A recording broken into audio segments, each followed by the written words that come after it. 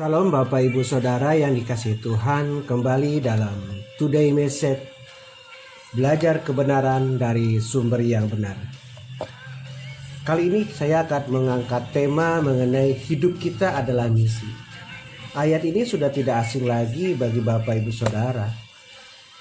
Great Mission atau amanat agung, amanat besar yang Tuhan Yesus ajarkan untuk kita lakukan, yaitu di Matius 28 ayat 18 sampai dengan 20. Bicara pokok pembahasan mengenai Great Mission atau amanat agung, itu kita bicara tentang misi, tentang pelayanan, tentang saksi. Tujuannya apa? Tujuannya adalah bagaimana kita multiplikasi. Suka tidak suka, sadar tidak sadar, mau tidak mau, kita adalah saksi Kristus. Kita adalah penginjil bagi orang percaya yang benar. Tujuannya apa? Supaya orang lain diselamatkan. Yang menjadi pokok, dasar dan utama yaitu misi esensial. Misi sebagai dasar dan utama. Dan sangat pokok yang harus kita lakukan sebagai umat percaya. Kita lebih dalam lagi mengenai misi. Apa itu misi? Misi dari kata asli artinya diutus atau dari bahasa Latin. Angelos kata bahasa Yunani, malaikat atau utusan. Apostolos kata kerjanya apostelo dari bahasa Ibrani, mengirimkan rasul atau utusan sebagai delegasi. Seseorang dengan perintah-perintah khusus secara etimologinya. Jadi menurut bahasa Inggris mission esensial atau mission, utusan, perutusan. Kalau teks bahasa Arab da'iyah atau mu'alim, penganjur dakwah, utusan syiar agama. Jelas bahwa kita itu, hidup kita adalah misi. Jadi saya bilang katakan tadi, suka tidak suka, mau tidak mau, kita harus melakukan misi, multiplikasi jiwa. Jadi pelayanan yang sesungguhnya, pelayanan gereja yang sesungguhnya bukan dilakukan saat kita kebaktian. Dimulai tapi setelah kebaktian selesai. Bagaimana kita berinteraksi dengan orang luar, orang yang tidak seiman, teman, tetangga. Nah, ini yang menjadi penting, menjadi pokok pembahasan utama mengenai misi, pelayanan dan juga saksi.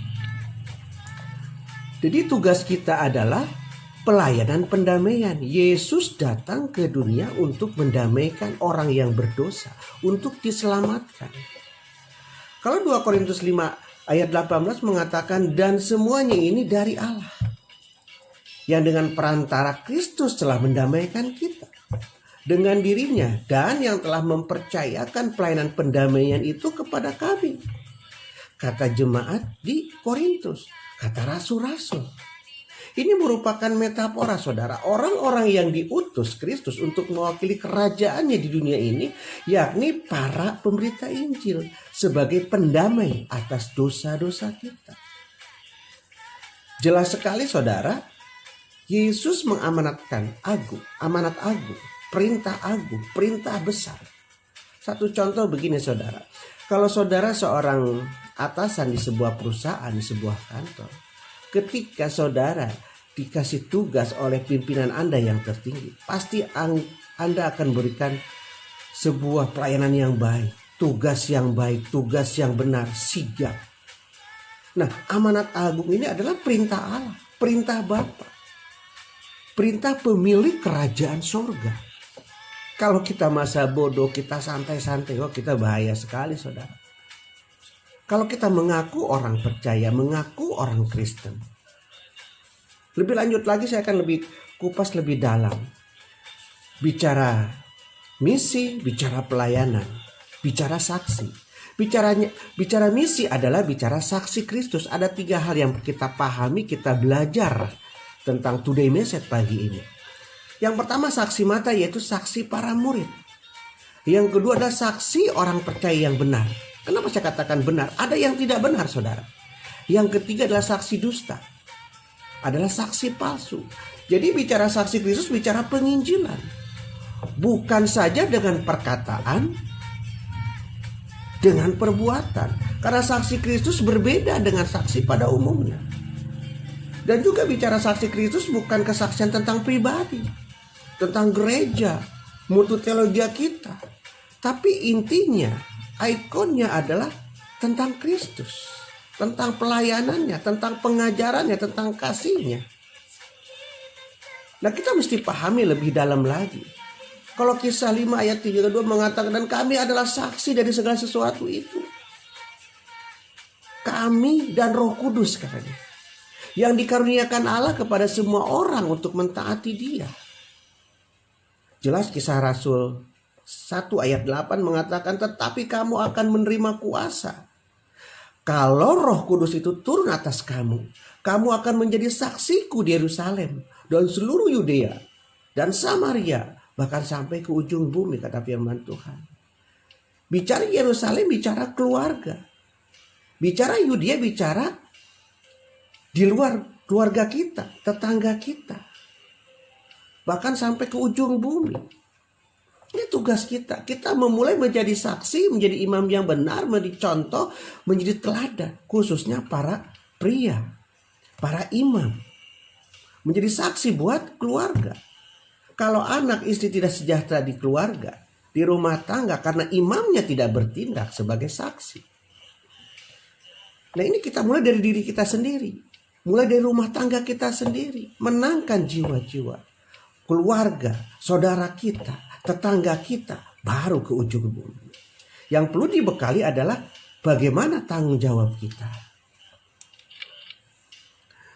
Jadi yang pertama yang saya katakan tadi, saksi mata, yaitu saksi mata para murid-murid. Ada 4 peristiwa penting yang disaksikan para murid. Para murid itu merupakan sekolah kehidupan selama bersama Yesus. Para murid menyaksikan bagaimana Yesus bergumul doa di Taman Getsemani. Tuhan Yesus yang harus disalib dengan penderitaannya, para murid menyaksikan. Kebangkitan Tuhan Yesus, dia menyaksikan. Kenaikan Tuhan Yesus, dia menyaksikan. Ini yang diceritakan. Tujuannya apa? Untuk keselamatan jiwa-jiwa, saudara. Jadi perlu kita pahami, saksi mata jelas menyaksikan langsung.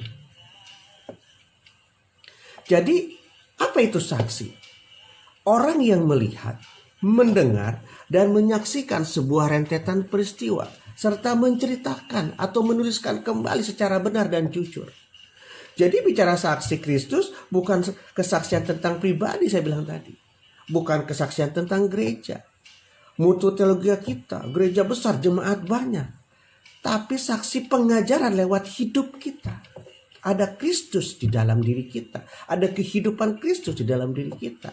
1 Yohanes 2 itu mengatakan, barang siapa mengatakan bahwa ia di dalam dia, ia wajib hidup sama seperti Kristus telah hidup. Itulah saksi.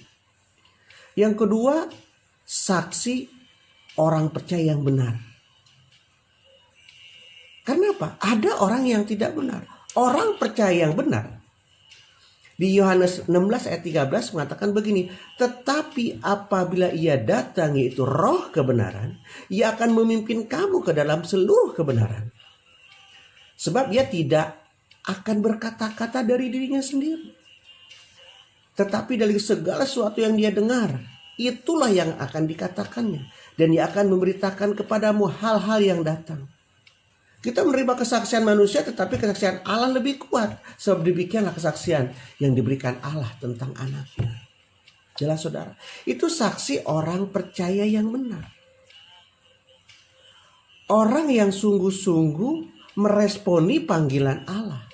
Tugas agung, amanat agung. Seringkali kita gagal paham dengan ini.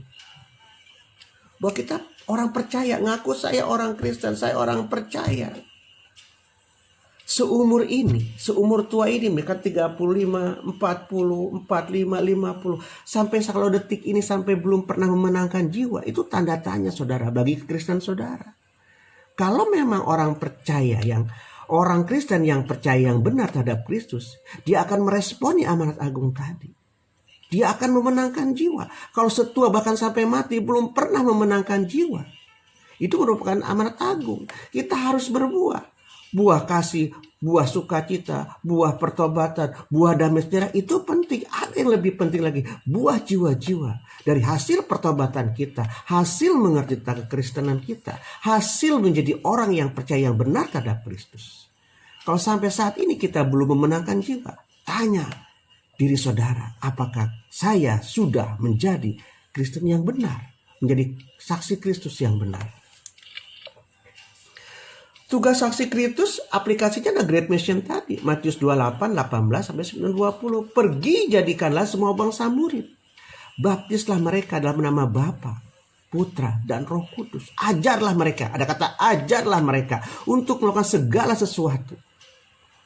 Kita belajar dan mengajar kembali. Tentang apa? Tentang kebenaran. Tentang kasih Tuhan. Tentang keselamatan. Hidup kita harus menjadi role model. Prototipe mampu kenosis seperti Kristus, bukan sekedar retorika atau teori saja.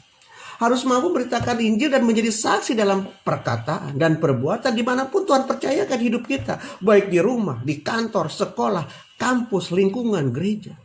Saya sering juga dengan kata-kata lebay dan alay. Pak, maaf saya nggak bisa menginjil, saya nggak bisa mampu berkata-kata, bangun pagi aja saya susah Pak, aduh. Kalau ada Kristen masih seperti itu ngeluh, aduh, Kristen yang gak bisa upah itu. Bahaya saudara.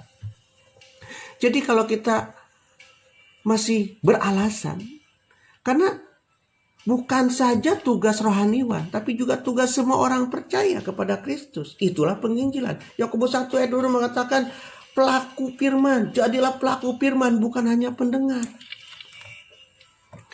Yang ketiga, saya bilang tadi, saksi dusta adalah saksi palsu. Yaitu orang-orang percaya gagal paham dan gagal fokus saudara terhadap Injil. Merupakan gambaran manusia akhir zaman. Kalau paralel dengan 2 Timotius 3 ayat 5 dikatakan begini. Saya akan bacakan. Secara lahiriah mereka menjalankan ibadah mereka, tetapi pada hakikatnya mereka memungkiri kekuatannya. Jauhlah mereka itu. Mereka ibadah. Mereka pelayanan. Paralel dengan Roma 10 ayat 3. Jelas bagaimana Paulus beri kesaksian. Mereka sungguh-sungguh giat untuk Allah, tapi tidak memahami kebenaran. Mendirikan kebenaran menurut ukurannya sendiri. Banyak orang bisa rajin ke gereja, tapi tidak pernah mengenal Yesus yang sesungguhnya. Gaya hidup orang Kristen yang katanya ngaku hamba Tuhan. Hebat berdoa. Hebat melayani. Merasa atau menjadi wakil Tuhan, tapi cara hidupnya tidak bisa digarap oleh Tuhan. Hidupnya masih pencitraan, terikat dengan merek barang, konsumerisme, yang dikejar berkat-berkat dan materi, mujizat, hedonisme, paganisme. Pelayanan hanyalah topeng dan tidak disadarinya. Maaf saudara, saya bukan menghakimi. Ada orang yang memang pelayanan rajin, di kantor jinah jalan terus, saudara. Hati-hati. Ngeri saya dengerin seperti ini. Dan banyak kesaksian. Jadi apa maknanya dan tujuan hidup menjadi misi Kristus dalam kekristenan kita?